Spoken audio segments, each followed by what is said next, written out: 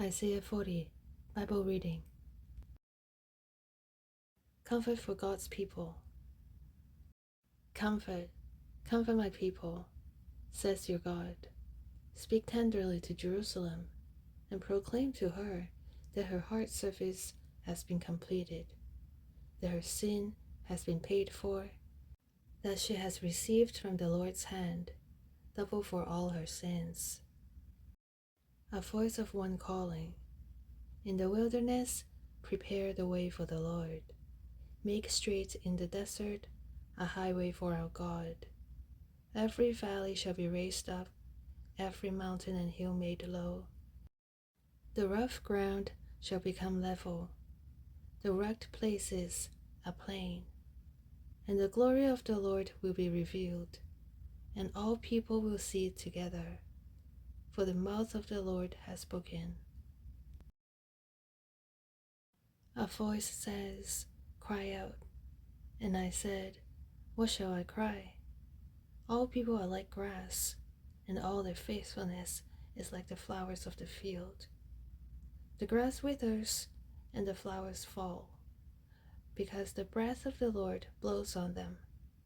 Surely the people are grass, the grass withers, and the flowers fall, but the word of our God endures forever.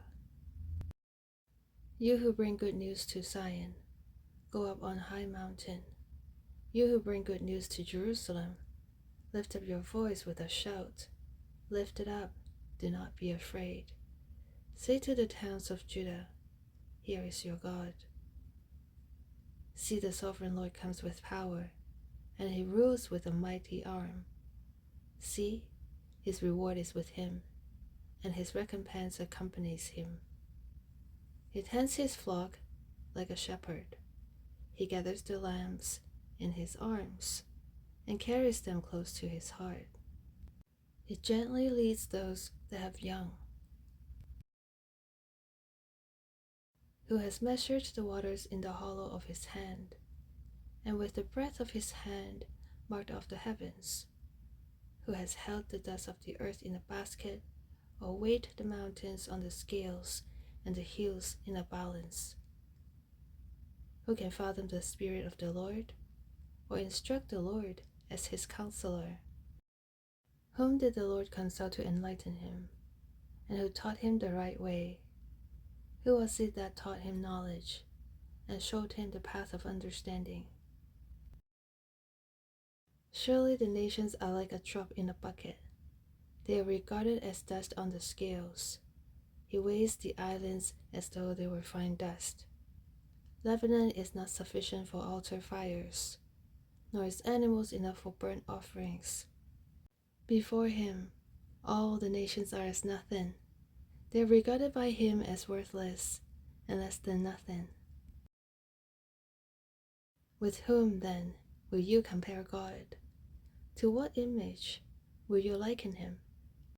As for an idol, a metal worker casts it, and a goldsmith overlays it with gold, and fashions silver chains for it.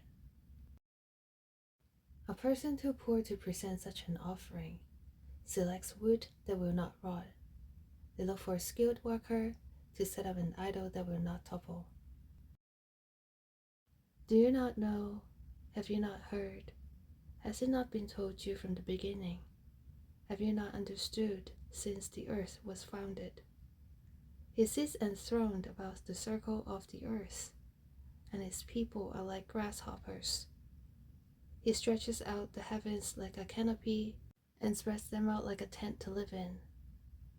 He brings princes to naught and reduces the rulers of this world to nothing.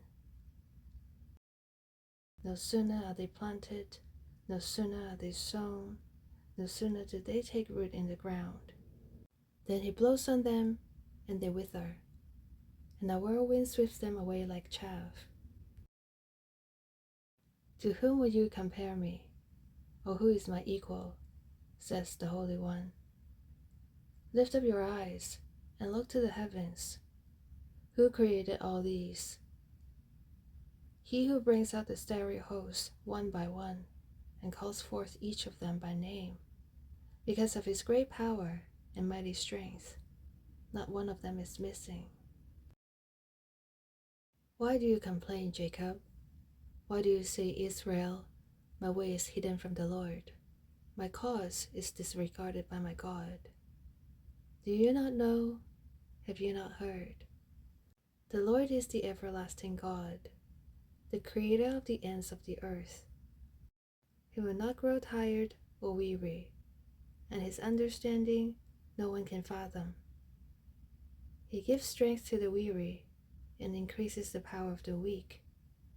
Even youths grow tired and weary, and young men stumble and fall. But those who hope in the Lord will renew their strength. They will soar on wings like eagles.